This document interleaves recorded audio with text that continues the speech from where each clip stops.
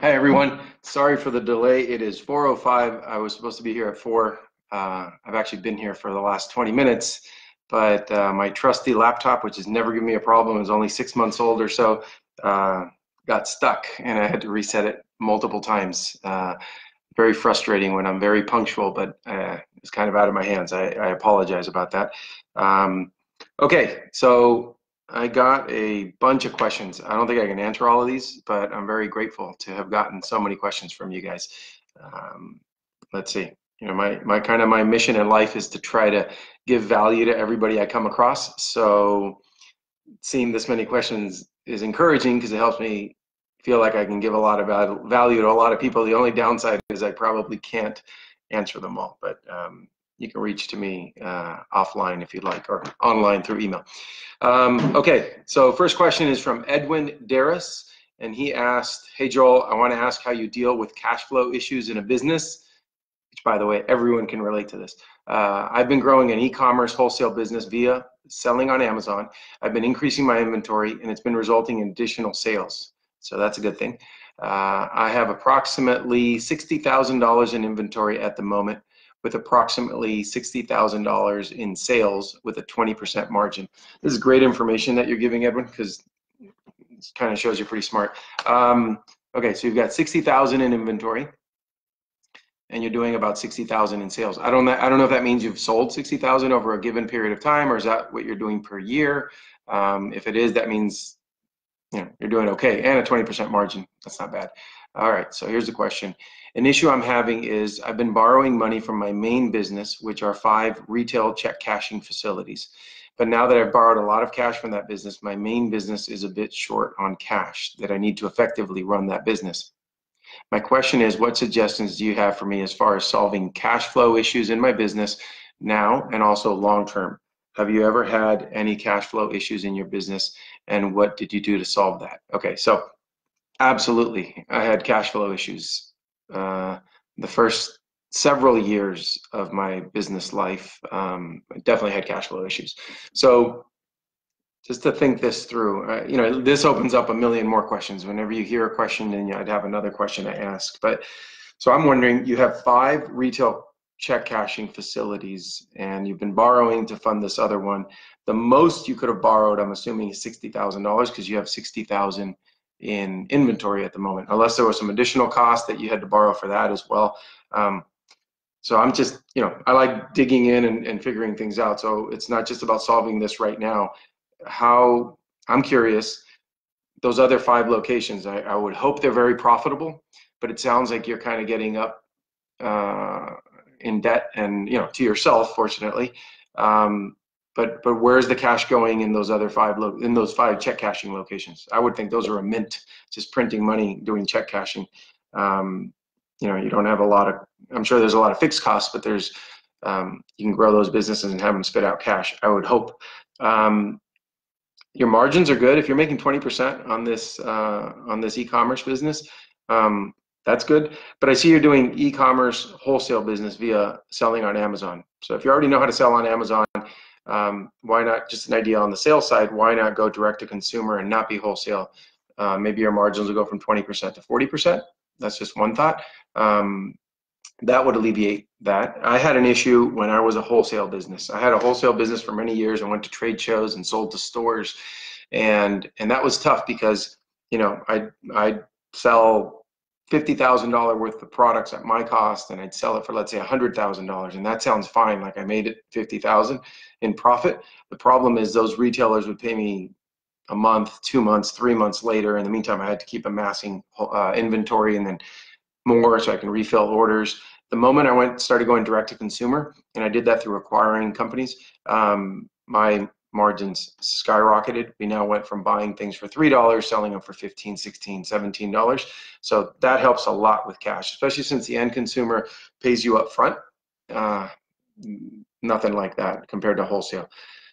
I'll tell you I'm not I don't hold back. I say things the way I see them. And again, I feel you. I've been through this. I went many times without paying myself a salary, having 11 employees in my office. back then and made sure everybody got paid except for myself. And I did that for months. So I've gone months and months without paying myself. I haven't done that fortunately in over 10 years, but when I started out, that's how it was. My biggest takeaway that helped me survive all of this was living below my means, well below my means. Even today, I live below my means. I have a very outwardly simple lifestyle. Nobody needs to know how many zeros are in my bank account, but nobody has to see a fancy car or fancy clothes or anything that doesn't bring me value. So I personally invest and my business invests in things that give me high returns. So that's, obviously you're asking me a question. It's hard for me to just answer it without a back and forth of maybe a half hour with you. But that's what I did. I made sure that I always had cash. I'm ready not for a rainy day, but I'm ready for big opportunities. And I've done that by saving up a lot of cash. And the only way to ride out a storm is by having those reserves. It's like having life jackets on your boat. Feel free to reach out and ask me in more detail or give me more details if you want me to go a little deeper. All right, let's see what else we have here. A lot of questions. All right, Jonathan Habercorn asked the question, I'm having a hard time keeping consistent with my workout schedule over the past months. Historically, this is due to complete overload and maximization of client billable hours, 60 to 80 hours a week, while also spending the remainder for business development, sales, and sleep. Any suggestions to get on track consistently? It's funny you asked this, Jonathan, because about an hour ago, I was looking up my workout plan. I'm training for a marathon right now, and I paid for a program that gives me every workout that I need to do every day of the week, and then it gives a little background and history and things, just little takeaways. And I read this study done by a PhD at the University of Texas at Austin and I'm paraphrasing, summarizing it, something about that for every day that you stop working out, it's going to take 2 days to catch up again. So this isn't about killing yourself and working out really, really hard every day and driving yourself to your limits, but just do that a little bit. And there's a book I read a while back called Atomic Habits, and I don't remember every detail, but I think it was that book that talked about doing these little things. If you just tell yourself, you know what, every day before I jump in the shower, this is just an example, you adjust this however you want, I'm going to do 3 push-ups. By the time you get down to do those 3 push-ups, you're going to see how ridiculous that is. You really got down for 3 push-ups, just do 10. And if you're doing 10, hey, you might be able to do 15 or 20. It doesn't matter. But do this every single day. If not 5 or 6 days a week, you can pick your day off if you want. Maybe you do another thing. Every time that I put my shoes on in the morning, I'm going to do 10 squats. And it may be a matter initially of putting a Post-it note next to the shoe, do that for a month or so until that becomes a good habit. But so take into account what I read today, perfect timing. Again, I just read this a little while ago, that for every day you don't do something, you're losing 2 days. So if you haven't been doing it, you're really going to get yourself in a hole, and then it's going to be really hard to start back up. And I think, how you do anything is how you're going to do everything. So I aim for perfection. Nobody's perfect, but I aim for perfection personally in everything I do, because that encourages me to keep going to the next thing and the next thing and doing it well. But I believe, your question is super important about exercise. I mean, if you're, and I'm saying this as if I used to work in the perfect work-life balance. I never did. Now my balance is completely different. It's more doing all the personal things I like and working a few hours a week. But when I started, I was like you. I was working 68 to 80 hours a week. You got to do what you got to do to get to where you want to get. But if you can, and you see value in it, I don't know how old you are, but this comes over time. I'm in my 40s. I started realizing probably in my mid to late 30s that physical fitness was extremely important. Diet was extremely important. I'll share what I do and what works for me, because there is another question later on that's going to ask something about eating right. And I'm not a trainer or anything like that. I never have been, but I love this topic because I live it. What works for me is setting a goal. So when I was 38 years old, 5 years ago, I signed up for my first 5K. Had never run in a race in my life. I played sports through high school and my first year in college, but never ran a race. But as soon as I signed up for that 5K, I didn't want to make a fool of myself. I didn't want to let myself down. So guess what I started doing? I started training, and I went online and seeing what you do. How do you train? Do you run 1 mile one day, 2 miles the next day? I just did whatever plan there was out there, and I did it. And now I've probably run 50, 65 Ks, several 10 Ks, 4 half marathons, and now in January I'll be running my first full marathon. So as soon as I sign up for that, I commit to it. Last night I signed up for my first ultra marathon, which is anything above a full marathon. So I know I signed up for that. I got a while to go, but I'm not going to let myself down. So this is for me. Just like when you do it, you're doing it for yourself. If you care about yourself, you want physical fitness and health, then you do it. Another thing is, if you're not in good physical shape, you're probably not going to perform your best in business. You're not going to look your best. You're not going to feel good. It's going to affect into everything. Your sleep might not be as good. So if you can work a little less than 60 to 80 hours and dedicate those to exercise, I mean, we're talking 30 minutes a day. If you're not doing anything, just start walking. Go for a 30-minute walk. Put it in your calendar, block it out. I live by my calendar. Whatever's in my calendar is what I do. If an emergency comes up or something serious, I can push things off if need be, but I definitely live by my calendar. And most of my friends who are extremely successful and worth 10, 20, 30 up of millions of dollars, they're the same way, because we talk about this stuff and they live by a calendar. There's no excuses. If you had to do a 2-mile walk tomorrow, and you're going to go to bed and you see that in your calendar you didn't do it, my recommendation is get up and do it in that moment. You're going to feel a lot better about yourself, and it's going to lead to better things. So I wish you the best. Feel free to contact me, and we can chat about that more. Let's see. I didn't read this one before. Okay, Carrie Bone.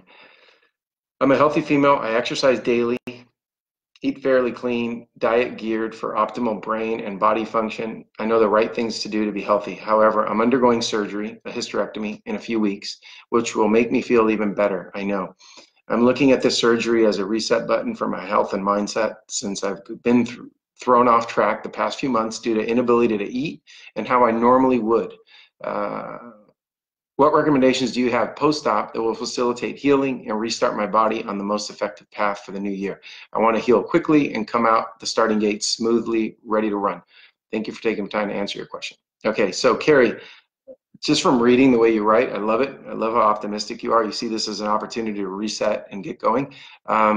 I'm not a doctor, so I don't listen to my advice on that stuff. I'll tell you, I had an operation that took a vein years ago from my ankle all the way up to like my groin. But I had already signed up for my first half marathon, and I was so determined that as soon as they took that out and as soon as I was done recovering, I would be 100% ready to go and start training the day that the doctors told me I could start training, which, by the way, they gave me a certain date. And I didn't like that date. So when I went for my follow-up, I told them, look, I feel perfect. I know how to take care of myself. If I see any blood while I'm running, I'll stop. And they checked all my vitals. They checked everything, and they approved. They said, go ahead, start training earlier, then you're doing great. So so your question is, what recommendations? I think, just like I mentioned a moment ago, eat well. My trick that's worked very well for me, and I'm lean and I don't have much body fat, I don't know my percentage, but I'm pretty lean, is I do cardio, I do a little bit of resistance training, but I don't eat much carbohydrates. I think sugar is a poison. I think there's enough data out there to prove this, that sugar is poisonous. There's a reason there's an epidemic and so many people in advanced countries that have a lot of sugar access. You see a lot of diabetes and you see a lot of big problems. I think it comes from sugar. Keep your sugar as low as possible. Talk to your doctor, see if that's the right advice. But by the way, most doctors don't have a lot of nutrition training. They have training on giving medications and those sort of things. But for me, cutting out sugar has helped me tremendously. Another thing that I do is I fast. I do it every single day, 7 days a week. The most I do as far as eating is from 11 a.m. That's as early as I'll ever eat. And I always stop eating by 7 p.m. I like to challenge myself, so a lot of times I won't eat till 12 or 1 or 2, and then I'll stop eating by either 5 or 6. And then like once a month or once every few months, I'll do a 24-hour fast or 48-hour fast. I drink water, I drink black coffee, and that just makes me feel, you talked about resetting yourself through the surgery, that resets me every once in a while when I do those long fasts. But again, talk to your doctor. Let's see, next question. What's the best way to make your first online sales of tangible products to unknown people? Okay, so let me ask that again. I just want to read it. What's the best way to make your first online sales of tangible products to unknown people? At the moment, only friends and acquaintances have purchased, and I need those online sales to come up.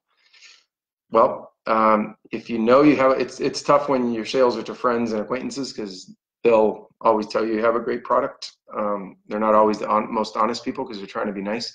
But you definitely want to get this in front of people and test it, whether it's through marketplaces just to start out because the traffic's already there, like eBay or Amazon. If you could try that, it's a lot cheaper and simpler than building out a whole e-commerce business. But when you are ready, yeah, you definitely want to be on an I prefer Shopify Plus or Shopify if it's a smaller business that can do it. Collecting emails, getting your first sales. I don't know. It depends on the product. You can do it at trade shows. You can go to farmers markets. It depends what the product is. Just get it out there beyond your friends and family. Again, that one's a little vague because I'd have to have an idea of what kind of products to know where to possibly go get them out there. Okay, let me jump to the next question. Oh, this is an interesting one that hopefully all of you get into situations like this over time. The name is Gabor Raz. I hope I say that right. It's R-A-C-Z. We've been approached by an investor who seems serious about acquiring about 50% of our company. This is not a proposal for an investment into the company. It's him proposing to pay my two co-owners and I for 50% equity. What are the important questions to ask in a situation like this, apart from, of course, how much that payment would be? I'm thinking along the lines, how much operational control they would want to have, what kind of plans they have for the company once they're co-owners, how can they contribute to growing the company, what are the key issues we need to agree on, apart from the money, if we want this deal to happen. Well, Gabor, my first question is, were you looking for a partner? Were you looking for somebody to come in and help? If they're just buying equity from you guys, I don't know, are you just going to be in the same situation?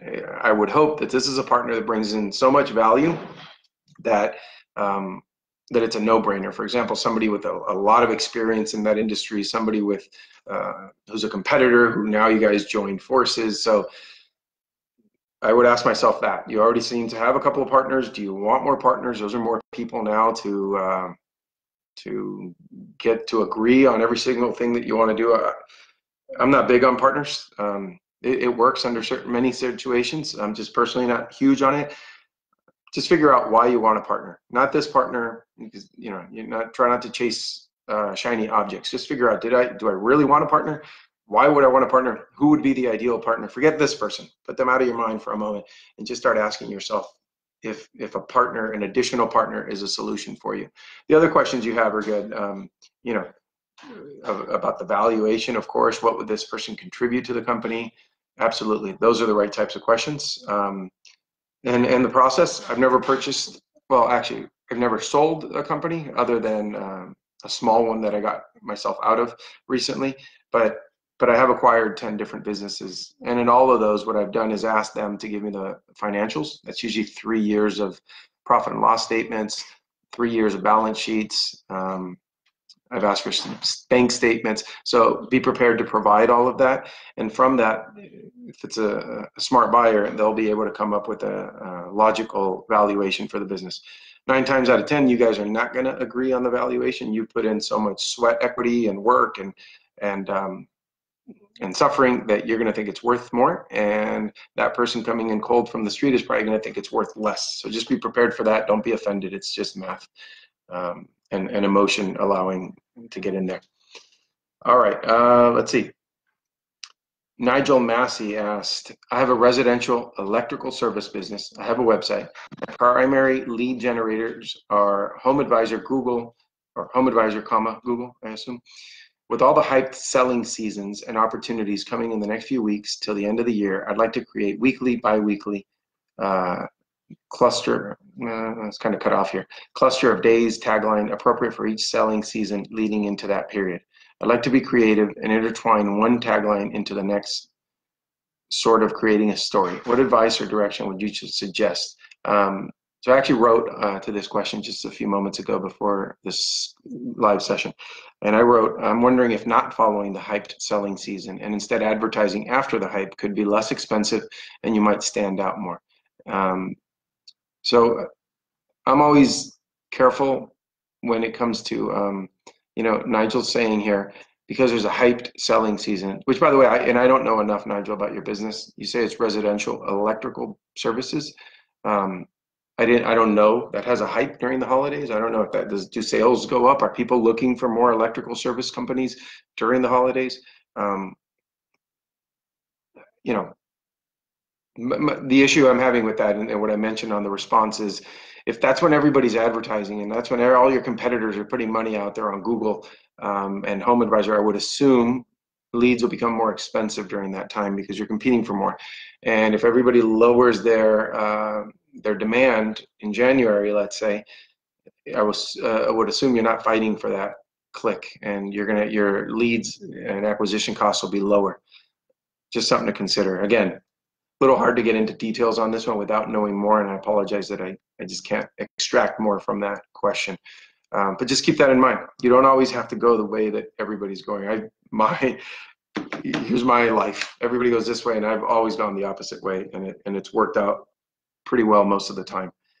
I actually just saw a speaker. I was at MIT the last 4 days for a learning event for entrepreneur organization where Sean and I are members in. And one of the speakers, his name's Dave Rendell. He's phenomenal. He's got a talk called Freak Factor, and he talks about just being different and doing the opposite of what everyone does. And I've heard that guy speak 3 times, and I agree so much. If everybody's doing one thing, just question it. Is that the right approach? Just because everybody's doing that? And maybe it is. Maybe this is the time for you to advertise. Maybe it's the one season and no one else uses your services the rest of the year. But if they do, acquire those customers when they're less expensive. That's my thought on that. All right. Adriana Lima asked, how can I create my affiliate program and get sponsors for my clothes? Well, we use affiliate. We've used affiliate programs. I don't know if you're talking about just because you are in clothing. You probably want influencers to wear your stuff, and I'll share what we've done. And I've learned this over the years. You could go get Kim Kardashian to wear your stuff. It's going to cost you $500,000 for a post. But you can also get a lot of micro influencers who might have 5,000 followers, 10,000 followers. They're probably all legit. You're not just paying for those.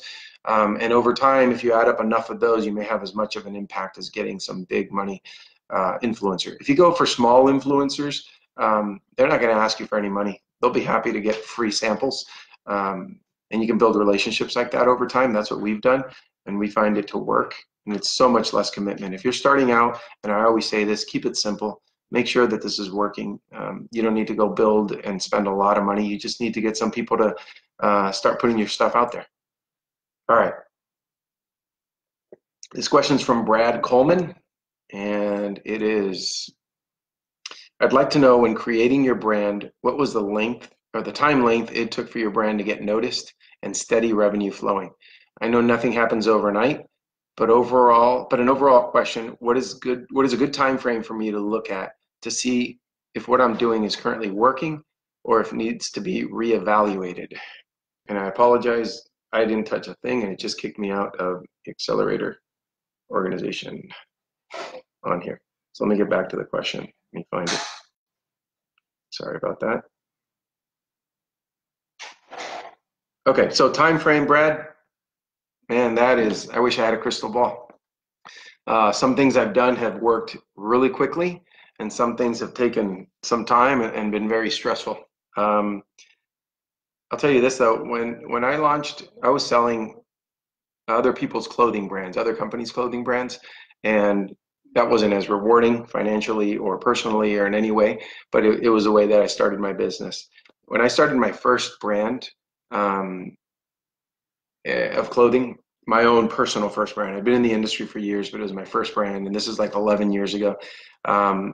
The moment, I thought, okay, I've got this little brand, I've been wholesaling it to catalog companies, to boutiques, to websites, and I'm getting it out there. I'm selling it, maybe selling of my own brand. And the first year we did about $1 million of our first brand, but I never saw anybody wearing our stuff. By the way, it was an underwear brand, so I probably would never see anyone anywhere selling, wearing our stuff, because most people don't walk around the street in their underwear. So I was at a fair, and to the public, this was not a wholesale trade show or anything. I was at a fair, and a guy walked by our booth and saw what we were selling and the brand, and he said, "Oh my God, I love this brand." And I remember immediately telling him, "You've heard of this brand?" He says, "Look, I'm wearing it." And he showed me his waistband. And that was the moment I said, I made it. People are wearing something that a year ago was just a creation in my head. I named it, I produced it. And look, people in the street are actually wearing my stuff. It's hard to tell. You'll know if it's going to work, I think. And that's a perfect segue, because I had a note I wrote myself here to share with you guys about a coaching client that I have. So you're gonna know if it's gonna work as long as your numbers are straight, and you know you're making something for $10 and selling it for 20 or 30 or 40, and that keeps working, and the sales keep picking up. There's momentum there. You know that you're onto something, and eventually it pays off, right? So I can't tell you. I don't know if it's a month, it's 2 months, it's 6 months, a year. If we talk more about it, maybe I can give you a better answer.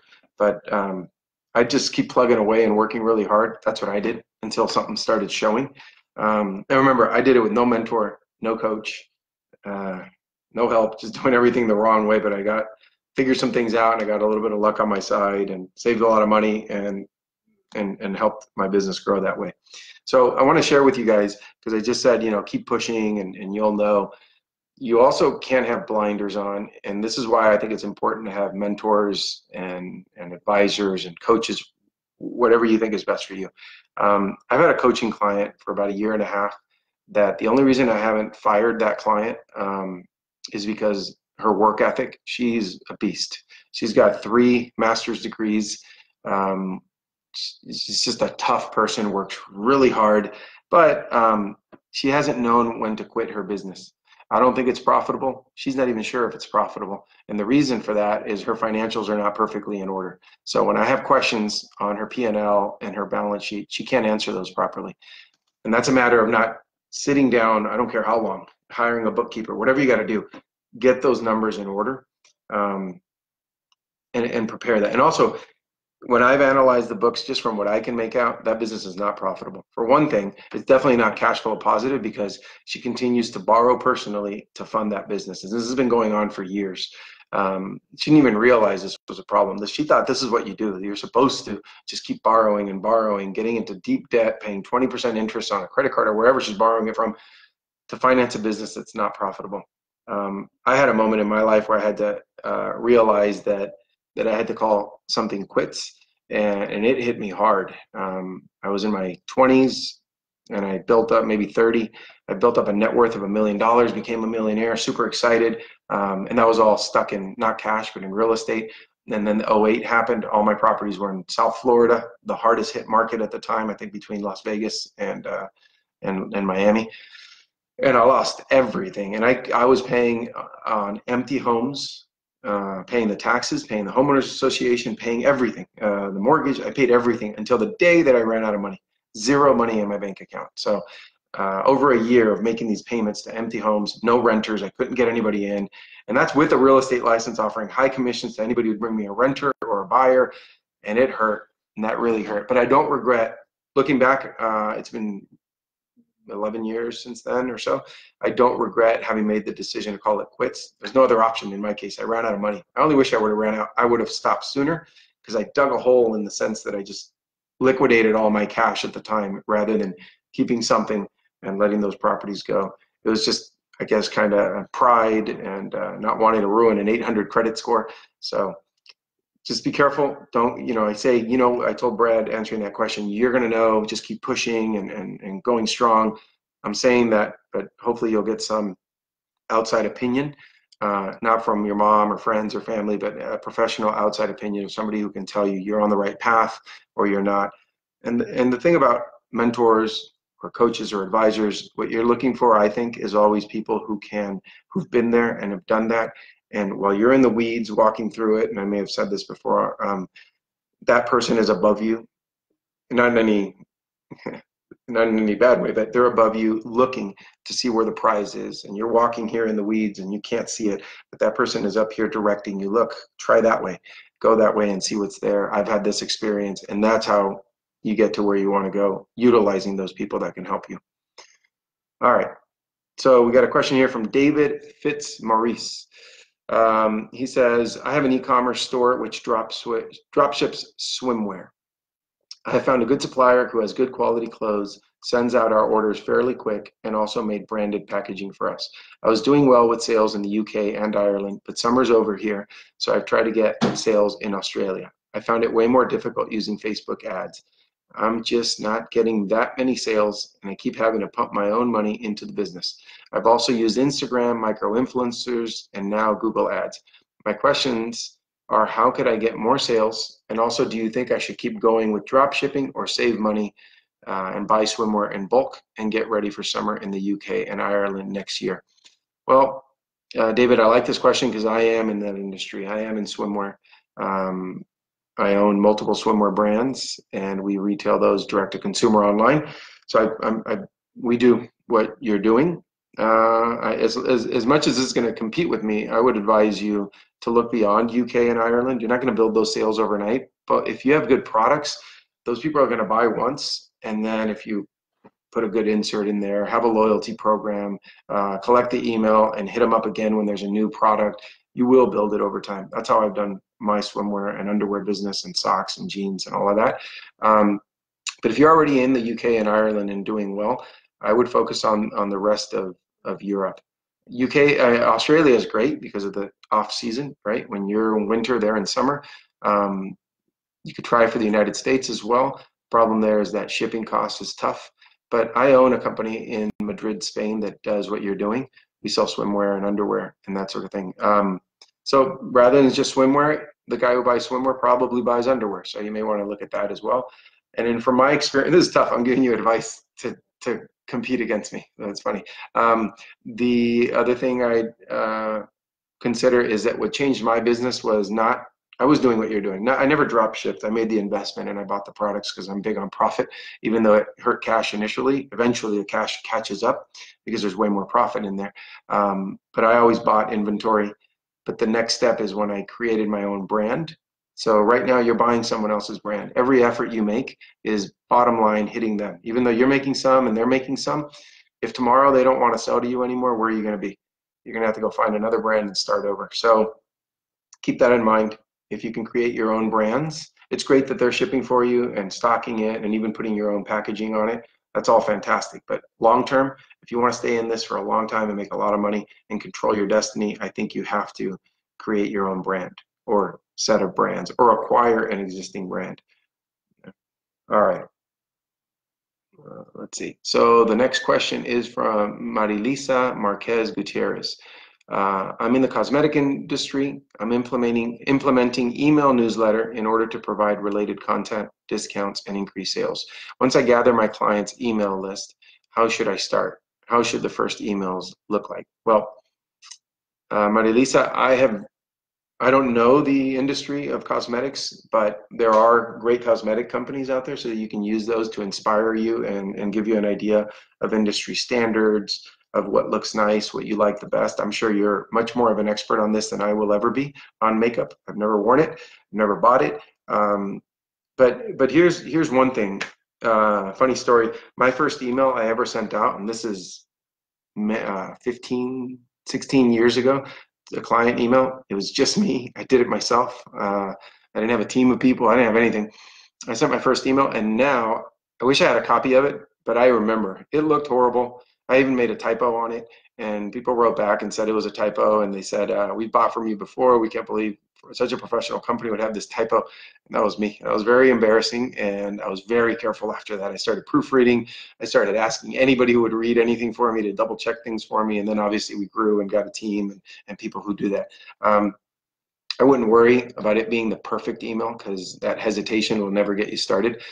Make sure it looks nice, show a few people, and get it going. That's the most important thing, just to get that thing going. send that first email. And try to capture emails as much as you can. Every time someone buys, you have their email. We do a lot of texting now. We've found tremendous amount of success, and we've even helped other people implement it. So not just emailing, but texting is also very important. All right, let's see. So Jason Antonino asks, how can I make the most of a business expo event as a solo entrepreneur? What are ideas of how to best network at events? Now, Jason, I don't know, you didn't mention it here. Are you on the supplier side? Are you at these expos behind a table selling products and services? Or are you walking the floor and looking at people that are selling products and services? So that's a big difference. I'll share with you, because I responded to this question telling, I think I said, yeah, I'll tell you how I learned this the hard way. First show I ever did was around 2003 or 4, right around there.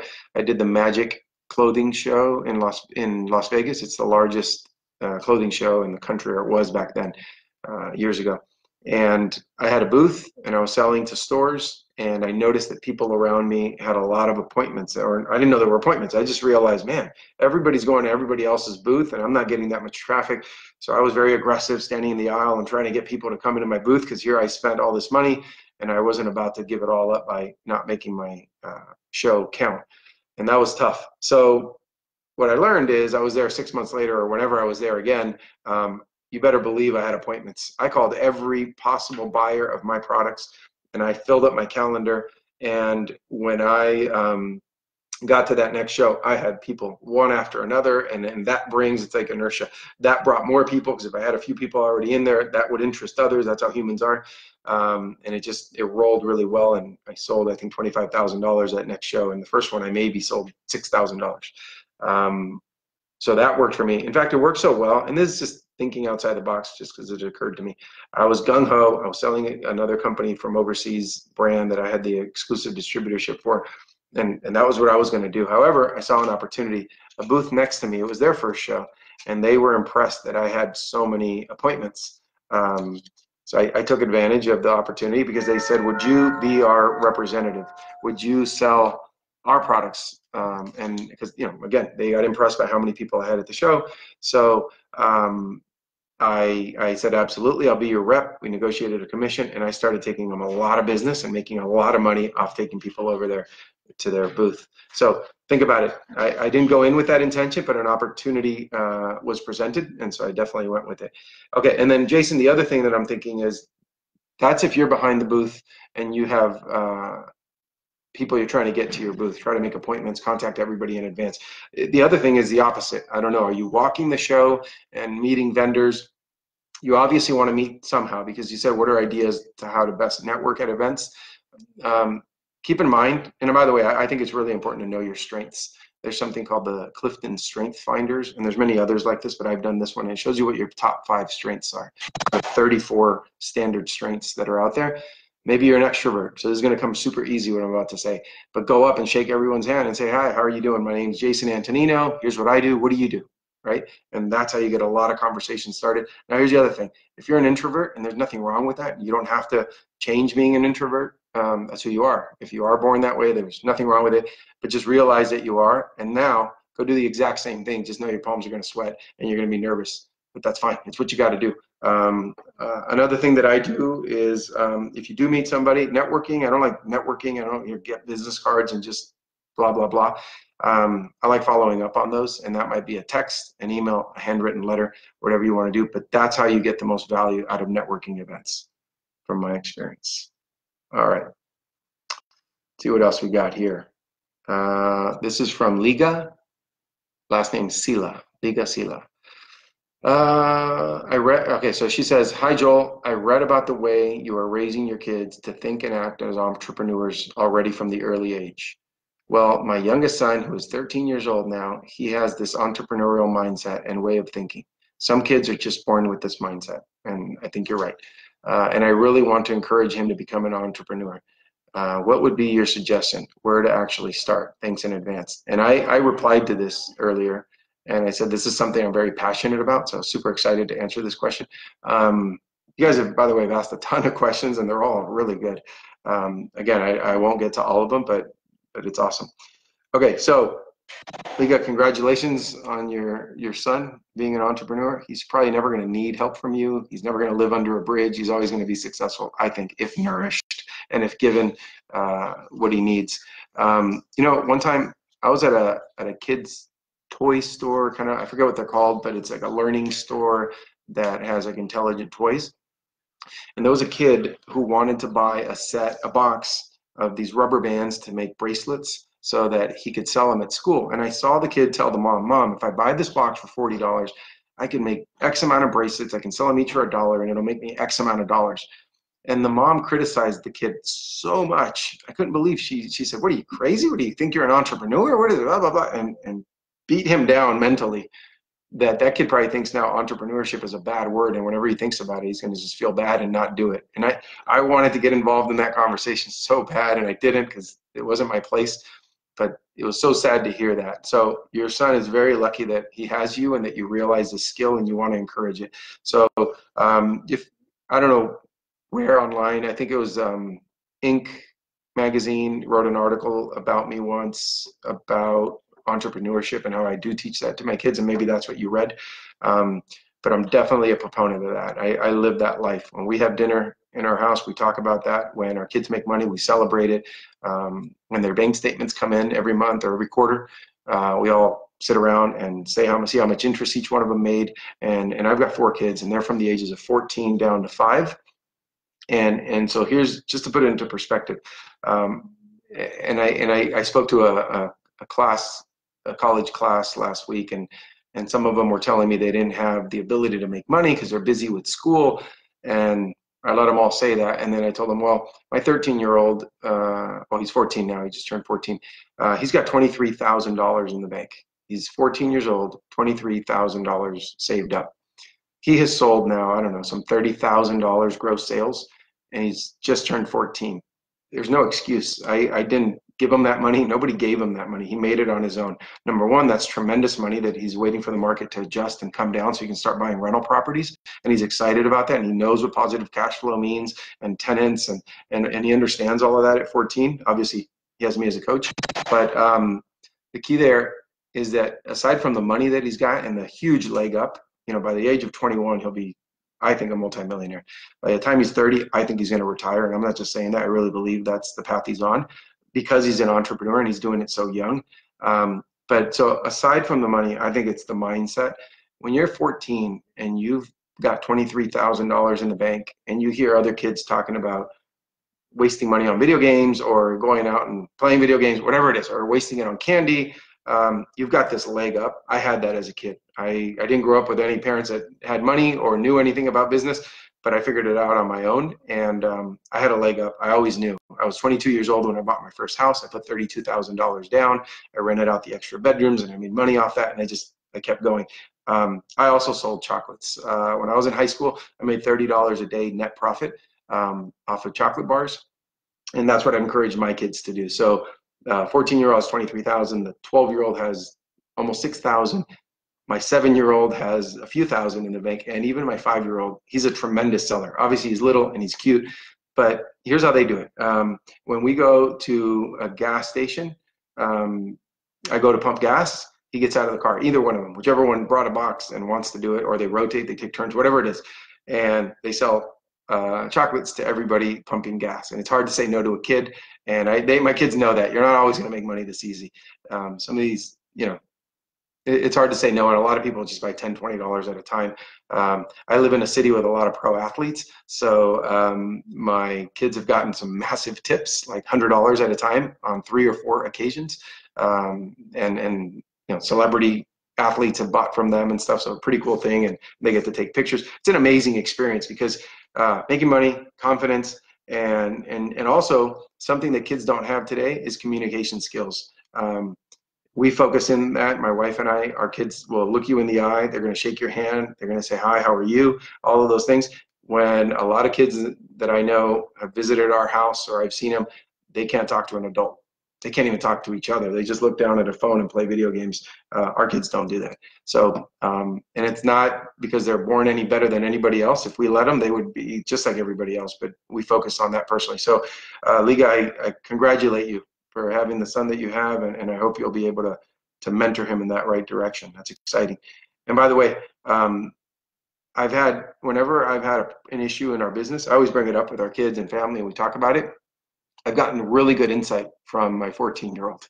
And we had a slow month once on the e-commerce side, direct to consumer, which it's not going to hurt us anymore. I mean, we're pretty good now, but and he said, well, why don't you focus more on wholesale? I think he was 12 at the time. And he said, could you bring back the wholesale side of the business at least to help you out when you're on a slower month, direct to consumer?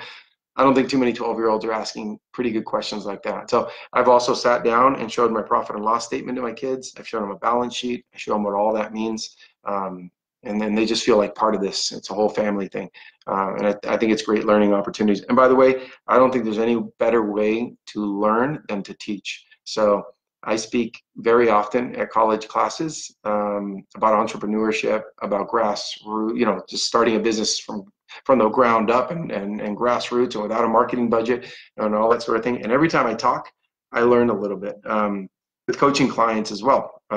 They may be in an industry that I don't know anything about, and when I try to apply something and see if it works and test, I get to learn a little bit more about that industry. So I hope I got to all the questions. I definitely like to talk a lot, and you guys gave me that opportunity. So feel free to contact me. You can contact me through Facebook. My email, if you want to write me there, it's Joel Gandara at morrowcapital.com. That's MORRO, and the word capital, CAPITAL.com. And I hope everybody's doing well and having a great week. Wish you all the best, and we'll talk soon.